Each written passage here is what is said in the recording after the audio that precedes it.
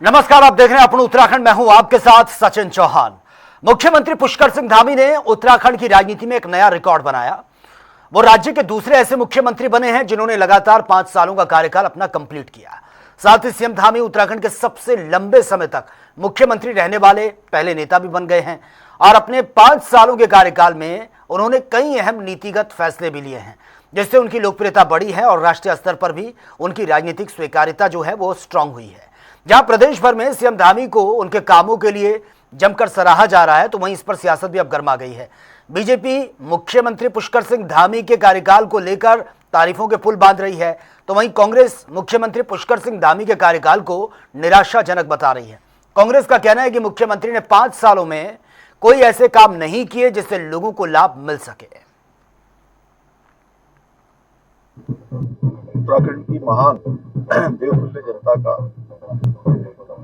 यहाँ के सभी बुजुर्गों का, माताओं बहनों का, नौजवानों का, सबका बहुत धन्यवाद करता हूँ, उनको नमन करता हूँ।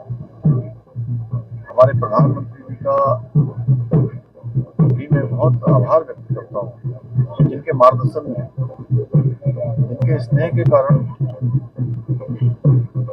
और जिनके नेतृत्व में लगातार मुझे देश की सेवा करने का अवसर मिला। और पहले दिन से मैंने ये संकल्प लिया कि हमारे पार्टी का नेतृत्व माननीय प्रधानमंत्री जी और उत्तराखंड की देवतुल्य जनता, हमारे सभी देवी देवता, हमारे चारों धाम, आदि कैलाश, पूर्णागिरि मैया, गोलजू महाराज, सबके समक्ष ये संकल्प लेकर कि एक एक पल और एक एक क्षण राज्य की सेवा में लगाना है और एक एक पल और एक एक क्षण राज्य को समर्पित किया। 5 साल की बात नहीं है, समय कोई मायने नहीं रखता है, क्योंकि मैंने कभी भी समय की गिनती नहीं करी, न दिनों की गिनती करी, न महीनों की गिनती करी, न सालों की गिनती करी। अनवरत रूप से राज्य हमारा आगे बढ़े, पूरे देश का श्रेष्ठ राज्य बने, आदर्श राज्य बने, विकास अनवरत रूप से चले, उसके लिए हमने काम किया है। हमने हमारे प्रधानमंत्री आदरणीय मोदी जी के नेतृत्व में चाहे ऐतिहासिक निर्णय लेने हो, चाहे नवाचार हो, चाहे विकास हो, या उत्तराखंड के अंदर जो आने वाली पीढ़ी के लिए जरूरी नियोजन करना हो, जरूरी प्लानिंग करनी हो, उन सभी पे काम किया है। और जो इनिशिएटिव हमने इन 5 सालों में लिए हैं, वो आज पूरे देश के अंदर एक उदाहरण के रूप में प्रस्तुत हैं। चाहे वो समान नागरिक संहिता का कानून हो, सबसे पहले उत्तराखंड में लागू हुआ, या हमारा नकल विरोधी कानून हो, दंगा रोकने का कानून हो, धर्मांतरण का कानून हो, या उत्तराखंड की जनता की लंबे समय से जो मांग थी भू कानून, हमने भू कानून भी राज्य के अंदर लागू किया। और अभी हाल ही में हमने वन नेशन वन एजुकेशन, इसकी शुरुआत भी देवभूमि उत्तराखंड में की। मदरसा बोर्ड समाप्त करके अल्पसंख्यक शिक्षा के क्षेत्र में शिक्षा के सुधार का नया कानून हम लेकर आए हैं। यानी कि अनेक शुरुआतें हमने की हैं और विकास के मामले में भी आज उत्तराखंड पूरे देश में सतत विकास के लक्ष्यों को प्राप्त करने में भी इंडेक्स में पहले स्थान पर है। ये तो पूरी दुनिया जानती है कि पुष्कर सिंह धामी जो है नारायण तिवारी से आगे दिखने की कोशिश कर रहे हैं। कहाँ नारायण तिवारी, कहाँ पुष्कर धामी। तुमने 5 साल कर लिया, तुमने जो है किराए की का जो कार्यकाल रहा है मुख्यमंत्री पुष्कर सिंह धामी का, उसको लेकर बीजेपी अपनी पीठ थपथपा रही है। सिर्फ 5 साल का कार्यकाल ही नहीं बल्कि एक लंबे समय तक मुख्यमंत्री रहने का एक रिकॉर्ड भी कायम किया है पुष्कर सिंह धामी ने, और इसी को लेकर बीजेपी काफी गदगद है। लेकिन कांग्रेस लगातार सवाल उठा रही है कि बहुत निराशाजनक रहा, जो वादे आम जनता से किए हैं उन वादों पर खरा नहीं उतर पाई है। और इसी मुद्दे पर आज हम विस्तार से चर्चा भी करेंगे। कुछ खास मेहमान हमारे साथ बने हुए हैं, उनसे इंट्रोड्यूस आपका करवा देता हूं। मथुरा जोशी हैं, प्रदेश प्रवक्ता हैं उत्तराखंड बीजेपी के। मथुरा जोशी जी, स्वागत है आपका जनता टीवी में। आशीष सैनी वरिष्ठ नेता है कांग्रेस के, वो भी सीधा हमारे साथ लाइव बने हैं। आशीष जी, आपका भी स्वागत है जनता टीवी में। राकेश मिश्रा है, राजनीतिक विश्लेषक हैं, वो भी सीधा हमारे साथ लाइव बने हैं। राकेश जी, आपका भी बहुत बहुत स्वागत है जनता टीवी में। सबसे पहला सवाल मेरा मथुरा जोशी जी आपसे, सबसे पहले तो आपको बधाई कि 5 साल का रिकॉर्ड बरकरार रखा, क्योंकि अब तक यही होता था कि भले ही सत्ता परिवर्तन ना हो लेकिन नेतृत्व परिवर्तन होता रहता था। आज ये मुख्यमंत्री, उसके बाद दूसरे को मुख्यमंत्री बना दिया, लेकिन ये रिकॉर्ड बनाया है पुष्कर सिंह धामी ने। लंबे समय तक वो मुख्यमंत्री हैं, लेकिन सवाल ये है कि इन 5 सालों में वाकई वो काम जमीनी स्तर पर हुआ जिसको लेकर उम्मीदें थी आम जनता को, उत्तराखंड की जनता को, क्योंकि विपक्ष तो ये कह रहा है कि 5 साल निराशाजनक रहे हैं। देखिए, निश्चित रूप से आदरणीय धामी जी का कार्यकाल ऐतिहासिक कार्यकाल रहा है और स्वर्णिम कार्यकाल रहा है। ऐतिहासिक काम हुए हैं, जो काम कभी नहीं हो सकते वो काम हुए। सबसे पहली बात तो मैं बता दूं कि जो प्रोजेक्ट 1969 से 65 से पेंडिंग पड़े हुए थे, जैसे किसाऊ जल विद्युत परियोजना, बहुत महत्वपूर्ण 600 मेगावाट की परियोजना है, उसकी शुरुआत धामी जी के कार्यकाल में हो रही है। जमरानी बांध केसी पंजी के समय से लंबित पड़ा हुआ था, 60 के दशक से, उसमें काम धामी जी के नेतृत्व में हो रहा है। देहरादून की पेयजल समस्या से निजात पाने के लिए सौंग बांध परियोजना, जिसमें 1000 मेगावाट बिजली भी पैदा होगी, 600 मेगावाट के लगभग बिजली पैदा होगी, वो धामी जी के नेतृत्व में वो काम पूरा हुआ है। यूसीसी लागू करने का काम, जिसने पूरे देश को एक नई दिशा और एक नया नेतृत्व देने का काम किया है। आज पूरे देश में यूसीसी के लिए कानून बन रहा है। सब जगह, गुजरात है, बंगाल है, मध्य प्रदेश है, महाराष्ट्र है, तमाम राज्य आज उसको फॉलो कर रहे हैं। दंगा विरोधी कानून, नकल विरोधी कानून, आप देखिए केदारनाथ के लिए रोपवे, हेमकुंड साहिब के लिए रोपवे, और देहरादून और मसूरी के लिए रोपवे का निर्माण, हल्द्वानी से नैनीताल के लिए मसूरी का निर्माण, 7000 करोड़ से अधिक की जो नेशनल हाईवे हैं हमारे, उन पर काम हो रहा है जी। और अद्भुत मैं इसलिए कह रहा हूँ, शिक्षा के क्षेत्र में आप देखिए सबसे ज्यादा रोजगार देने वाला राज्य उत्तराखंड बना है। कम से कम 50,000 लोगों को प्रत्यक्ष रूप से सरकारी नौकरियों में रोजगार देने का काम किया है। नियुक्ति पत्र उन सबको मिल चुके हैं, चाहे उपनल के माध्यम से हो, चाहे अन्य माध्यमों से हो। कम से कम 2 लाख लोगों को रोजगार देने का काम किया है प्रत्यक्ष रूप से। जो प्राइवेट सेक्टर को लगाओ या आउटसोर्सिंग के माध्यम से लगाइए, कुल मिलाकर अगर हम गणना करते हैं तो 2 लाख से अधिक नौजवानों को रोजगार देने का काम किया। अकेले 34,000 लोगों को प्रत्यक्ष रूप से सरकारी विभागों में नौकरी दी है। चलिए ठीक है, ये प्लस पॉइंट आपने रखे हैं अपनी सरकार के, और बहुत बड़े अचीवमेंट्स आप इसको मानते हैं, और जिस तरह से उत्साह भी देखने को मिल रहा है। ठीक है आशीष सैनी जी, बीजेपी ने तो अपना रिकॉर्ड बता दिया कि भैया देखिए 5 साल तक मुख्यमंत्री बरकरार रहे और लंबा कार्यकाल उनका रहा है, यह भी एक बहुत बड़ा अचीवमेंट्स है। उन्होंने कहा इन 5 सालों में बहुत कुछ बदला है। उन्होंने कहा कि जो कानून व्यवस्था है वो स्ट्रांग हुई है, सड़कें मजबूत हुई हैं, और जो एग्जाम वगैरह होते थे बच्चों के, बहुत सारा उसमें भी नकल विरोधी कानून हमने लाया है। महिलाओं के बारे में भी सोचा है, बुजुर्गों के बारे में भी सोचा, और युवाओं को जो नौकरी का ग्राफ है वो भी बढ़ा है। फिर दिक्कत किस बात की? आवाज नहीं आ रही है, बिल्कुल भी कोई सवाल समझ में नहीं आया। मेरी साइड में कोई आवाज नहीं। आशीष सैनी जी, आपको मेरी आवाज मिल पा रही है? सर आवाज नहीं आ रही है, सिर्फ ये महसूस हुआ है कि मतलब रीजन आ रहा है, आवाज नहीं आ रही है। चलिए ठीक है, आपके पास मैं आऊंगा। सर ये ऑडियो की दिक्कत है, वो ऑडियो मैं सही करवा देता हूं। ठीक है, राकेश मिश्रा भी हमारे साथ बने हैं, राजनीतिक विश्लेषक हैं। राकेश मिश्रा जी, आप किस तरह से देखते हैं ये जो 5 साल रहे हैं, या फिर ये कहूं कि धामी सरकार का जो कार्यकाल अब तक का रहा है, ये 5 साल और उससे पहले जो उन्होंने कुछ महीने जो कार्यकाल संभाला है, ऑल ओवर अगर देखें ये पूरा रिपोर्ट कार्ड, वाकई लगता है कि इन सालों में वो काम हुआ है जिसकी दरकार थी उत्तराखंड को, उत्तराखंड की आवाम को? उत्तराखंड का कोई भी मुख्यमंत्री रहा हो, जिसने 2 साल भी काम किया हो, 5 साल काम किया हो, तो सभी ने अपना बेस्ट दिया है। अगर एक बात कही जाए कि नारायण दत्त तिवारी जी ने 5 साल का कार्यकाल पूरा किया, तो एक दूसरे मुख्यमंत्री इस प्रदेश के हैं जिन्होंने ये दूसरी बार का अचीवमेंट है, इन्होंने ये पूरा किया है। सही है कि जो नारायण दत्त जी को अस्थायित्व मिला काम करने के लिए, वो अस्थायित्व धामी जी को भी मिला, धामी जी ने भी अपने कार्यकाल के दरमियान कई ऐसे बड़े निर्णय लिए, जैसे अभी आपने अपने मीडिया सेंटर में उसे चलाया है कि कौन कौन से उन्होंने निर्णय लिए, चाहे वो भू कानून हो, चाहे वो यूसीसी हो, चाहे वो शिक्षा का एकीकरण हो। तो ऐसे कई महत्वपूर्ण निर्णय उन्होंने लिए। विकास की बात की जाए तो विकास के बहुत अच्छे काम किए, लेकिन इसके इतर अगर एनडी तिवारी जी का भी कार्यकाल देखा जाए तो वो उत्तराखंड को उद्योग भूमि के रूप में स्थापित करने में सफल रहे थे। तो हरीश रावत जी का भी कार्यकाल अच्छा रहा। विजय बहुगुणा जी ने भी अपने कार्यकाल में अच्छा काम किया, रमेश पोखरियाल जी ने भी अच्छा काम किया।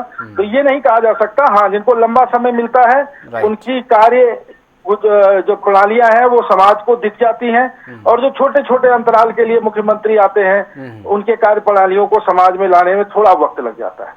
तो मैं मानता हूं कि मुख्यमंत्री पुष्कर सिंह धामी जी ने प्रदेश के विकास के लिए जो आयाम सेट किए हैं, आने वाले किसी भी नेता के लिए या आने वाले किसी भी मुख्यमंत्री के लिए वो एक चुनौती के रूप में होगा। और शायद मुझे तो ये लगता है कि उत्तराखंड में जो आने वाला चुनाव है ये बहुत कुछ डिसाइड करेगा कि इनके काम पे मोहर लग रही है कि नहीं लग रही। बिल्कुल ठीक है, आपके पास मैं आऊंगा। मथुरा जोशी भी हमारे साथ बने हुए हैं। मथुरा जोशी जी, सवाल यही है कि देखिए आपने अपना रिकॉर्ड तो बता दिया कि जो आपका रिपोर्ट कार्ड रहा है वो जनता के सामने आप रख भी रहे हैं कि तमाम ऐसे काम हुए हैं, लेकिन विपक्ष को इस पर आपत्ति है। आशीष सैनी जो है वो हमारे साथ जुड़ तो रहे हैं लेकिन उनकी ऑडियो हम तक पहुंच नहीं पा रही है। बहुत सारे सवाल उनकी तरफ से भी हैं, लेकिन सीधा सीधा सवाल यह है कि जो आने वाला चुनाव है 2027 का, उसको लेकर तैयारियां जोरों शोरों पर चल रही हैं। तो क्या ये माना जाए कि पुष्कर सिंह धामी ही वो चेहरा होंगे, अगली बार जो इलेक्शन होते हैं मुख्यमंत्री का चेहरा वही रहेंगे? देखिए, अभी आपने देखा होगा सचिन जी कि हमारे आदरणीय राष्ट्रीय अध्यक्ष जी यहाँ पर आए थे। उन्होंने मीडिया के सामने भी कहा कि 2027 का चुनाव भारतीय जनता पार्टी प्रदेश के यशस्वी मुख्यमंत्री आदरणीय धामी जी के नेतृत्व में लड़ेगी और हमारा चेहरा वही होंगे, क्योंकि 5 साल तक वो मुख्यमंत्री रहे हैं। तो निश्चित रूप से उन्हीं के कार्यकाल, उन्हीं की उपलब्धियों को लेकर हम जनता के बीच में जाएंगे। तो निश्चित रूप से धामी जी के नेतृत्व में चुनाव लड़ा जाएगा। और हमारा तो सीधा सा कहना है, सबका साथ, सबका विकास, सबका विश्वास। जी हम सबको साथ लेकर चलने में विश्वास रखते हैं और उत्तराखंड का सर्वांगीण विकास करना भारतीय जनता पार्टी का लक्ष्य है और भारतीय जनता पार्टी की इच्छा शक्ति भी है और भारतीय जनता पार्टी का दृढ़ संकल्प भी है। और माननीय मुख्यमंत्री जी इसको बार बार कई बार दोहरा चुके हैं कि कल भी माननीय मुख्यमंत्री जी ने कहा कि मैंने न दिन देखी न रात देखा, न मैंने तारीख गिनी न मैंने बार गिने। मेरा एक ही लक्ष्य है, मैं उत्तराखंड को अग्रणी राज्यों में शामिल करूं और उत्तराखंड के हर उस व्यक्ति जो अंतिम छोर में बैठा हुआ व्यक्ति है, पंडित दीनदयाल उपाध्याय जी का जो सूत्र है अंत्योदय, जो अंतिम छोर में, समाज का अंतिम छोर में बैठा व्यक्ति है, उसके चेहरे पर मुस्कान देखना चाहता हूँ। यहाँ के नौजवानों के चेहरे में मुस्कान देखना चाहता हूँ और इस प्रदेश में खुशहाली आए, ये मेरा पहला प्रयास होगा। और आज 5 साल में पूरा कर रहा हूँ। मैंने इसमें कोशिश की है जनता के बीच में जाकर जनता को समझने की और जनता के काम को समझने की, उनकी समस्या का समाधान करने का एक छोटा सा गिलहरी का प्रयास किया है, ऐसा स्वयं मुख्यमंत्री जी ने कहा है। और निश्चित रूप से मैंने जैसे पहले भी आपको गिनवाई कि 3-4 ही मैं महत्वपूर्ण काम कह रहा हूँ कि जिनको कई बड़े बड़े लोग नेतृत्वकर्ता जो इस प्रदेश के मुख्यमंत्री रहे, मैं किसी हरेक के कार्यकाल की अपनी अपनी उपलब्धियां हैं, लेकिन जो काम बहुत लंबे समय से पेंडिंग पड़े हुए थे उनको धरातल में उतारने का काम। नहीं ठीक है, ये प्लस पॉइंट रहे हैं और हर बार ये सुनने को मिलता है मथुरा जोशी जी, लेकिन सवाल ये भी उठ रहे हैं ना, क्योंकि आप कहते हैं कि नकल विरोधी कानून हमने बनाया, दंगा विरोधी कानून, धर्मांतरण कानून, लेकिन असलियत में अगर जमीनी स्तर पर देखें, अभी आपको याद होगा कि वेस्ट देहरादून में क्या हुआ, विकासनगर की वो तस्वीरें हमने देखी, दंगा हुआ, वहां पर आपस में ही लोगों के घरों को आग के हवाले कर दिया, एक को मौत के घाट उतार दिया जाता है। राजधानी देहरादून में हमने देखा किस तरह से हुआ। महिलाओं की सुरक्षा को लेकर सवाल उठते हैं, अंकिता भंडारी का जिक्र बार बार होता है, इसको लेकर क्या कोई सख्ती दिखाई है सरकार ने या फिर कोई ऐसा रोड मैप तैयार किया है कि भैया जीरो टॉलरेंस तो धरातल पर भी ये दिखना चाहिए कि किसी को टॉलरेट नहीं किया जाएगा? हमने ये कभी नहीं कहा कि हमारी सरकार और हमने एक जादू की छड़ी से सब ठीक कर दिया है। मैं ये नहीं कह रहा, लोकतंत्र है और लोकतांत्रिक पद्धति में कुछ न कुछ दिक्कतें आती हैं। ऐसा नहीं है कि हम सब कुछ ही ठीक करें या सबको खुश करेंगे, ऐसा नहीं हो सकता।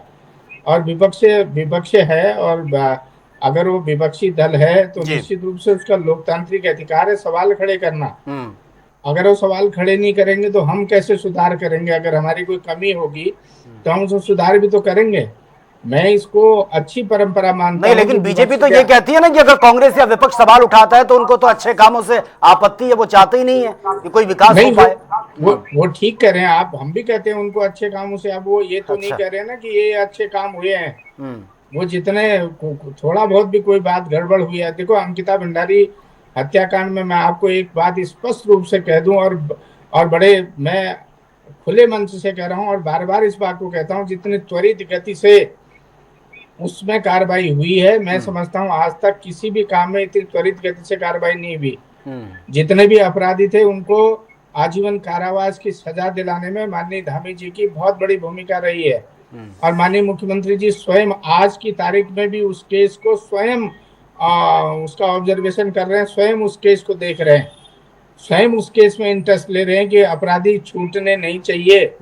और आम आदमी की तरफ, जनता की तरफ से, या उसके अंकिता भंडारी के माँ बाप ने कहा कि सीबीआई की जांच होनी चाहिए। माननीय मुख्यमंत्री जी ने एक देरी नहीं लगाई और सीबीआई के लिए रिकमेंड कर दिया। उसमें एक जांच सीबीआई की भी हो रही है जी। आप देखिए, दूध का दूध, पानी का पानी होगा। और लेकिन विपक्ष अपनी बात कहेगा, लोकतंत्र है, उसको अधिकार है, बोलना भी चाहिए उनको जनता की समस्याओं को उठाने। लेकिन ठीक है, आपने कहा विपक्ष को बोलना भी चाहिए। आप वरिष्ठ कांग्रेस के नेता हैं आशीष सैनी, वो इस वक्त हमारे साथ सीधा लाइव बने हैं। ऑडियो की दिक्कत थी, वो भी शायद मुझे लगता है दूर हो गई होगी। आशीष जी, आपको मेरी आवाज मिल पा रही है? सर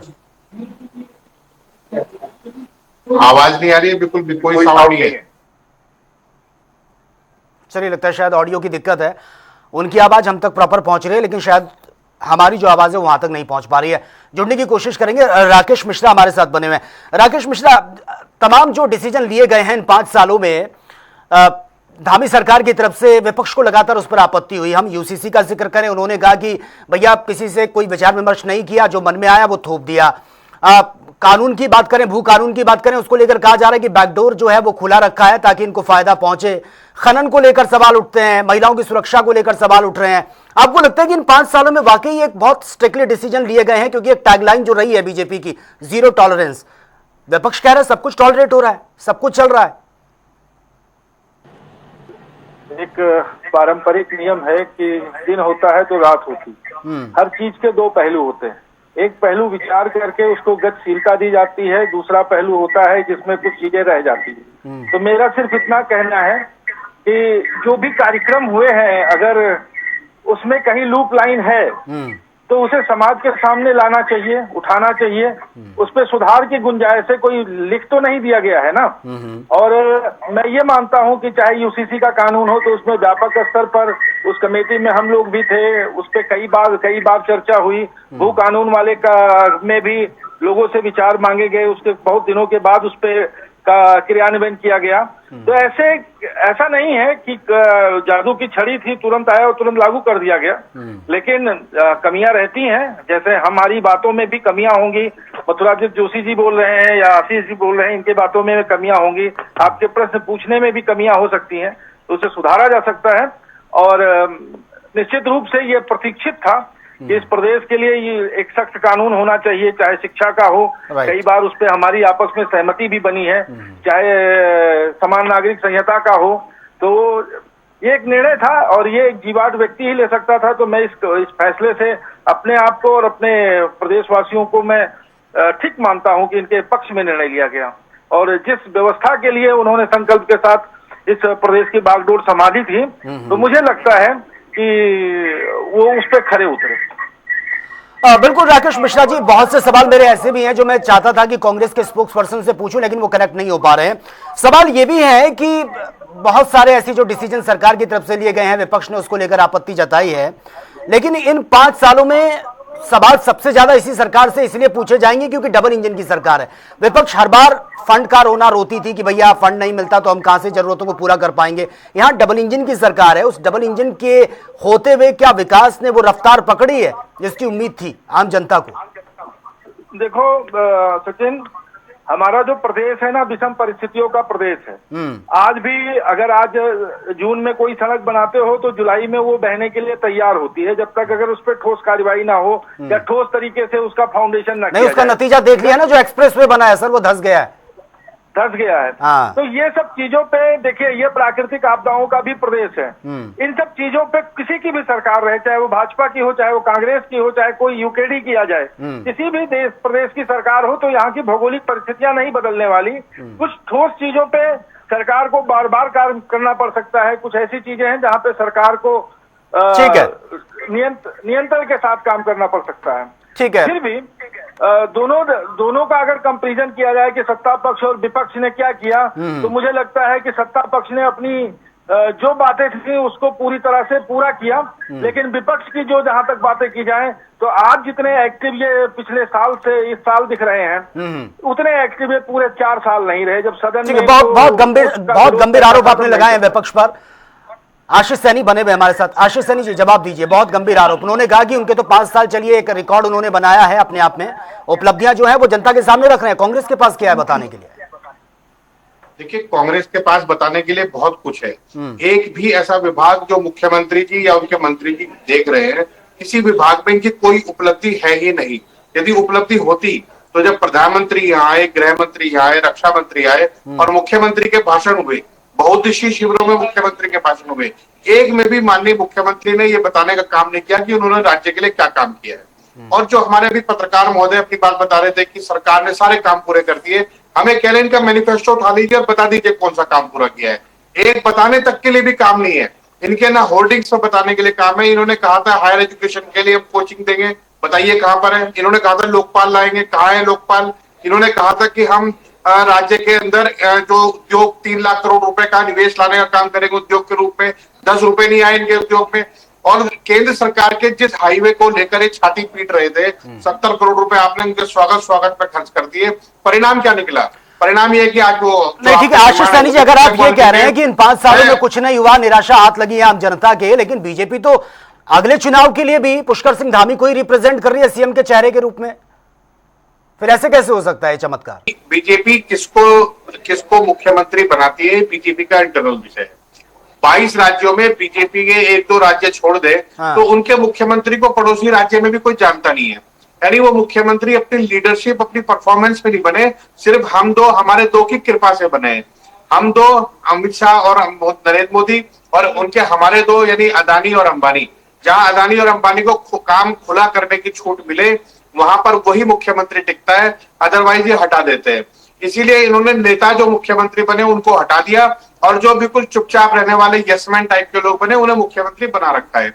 मैं इनसे पूछ रहा हूं कि जब जो पत्रकार महोदय बैठे थे जो कह रहे थे कि सरकार ने काम पूरे कर दिए हैं, मैं कह रहा हूं कि वो चश्मा अगर आपके पास उपलब्ध हो तो उसको हमें भी उपलब्ध करा दे, हम भी उससे देखकर कम से कम आपको कह तो देंगे कि ये काम पूरे हो गए।